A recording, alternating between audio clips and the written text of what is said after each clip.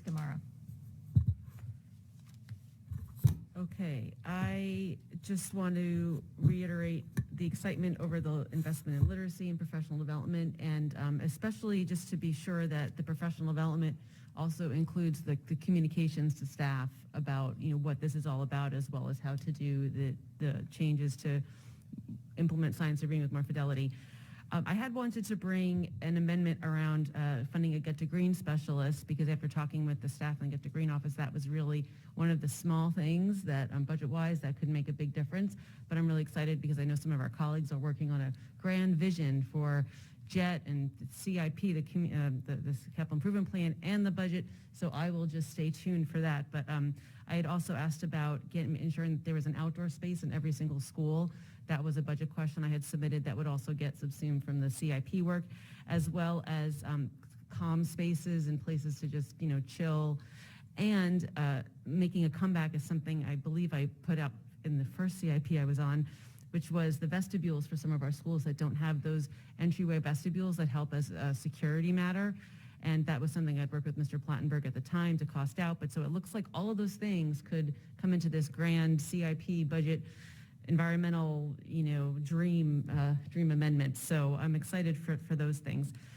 Regarding safe routes to school, this is something I've talked with Supervisor Walter Alcorn quite a bit, and he has expressed support for finding some funds from the county for that. So I'd love us to explore that option since that's a federal allocation that's going away. I absolutely support the IA, our instructional aides, the living wage, and the additional step for our staff. I agree wholeheartedly with Mr. Frisch's point about understanding where all the dollars really are, so we could see about allocating. I admire our adult education program. However, I did get in the mail, the mailing, and so we have jobs like health and medical courses. Great, totally aligned with our career, planning. And then there's things like World Cinema and Flowers and. I asked a budget question about it, and maybe these are good ways to engage our community, but when we're talking about teaching kids to read versus, how marginal is that benefit? And I don't know that answer yet, but is this $1 million? Well, that's a lot of money that could go to any one of our priorities. Similarly, I did ask a budget question that was pretty complex that did get answered, so I hope colleagues that you'll look at it and members of the public.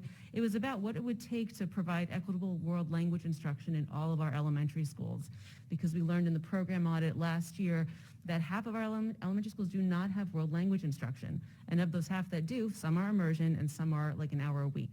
So I mean, this gets to that planning that we can do and say, if we want world language instruction in all of our schools, it's going to take this money. Now let's go find it and figure out what is going to, provide this level of benefit. So I look forward to the rest of the budget questions, but I just want to share that with my colleagues.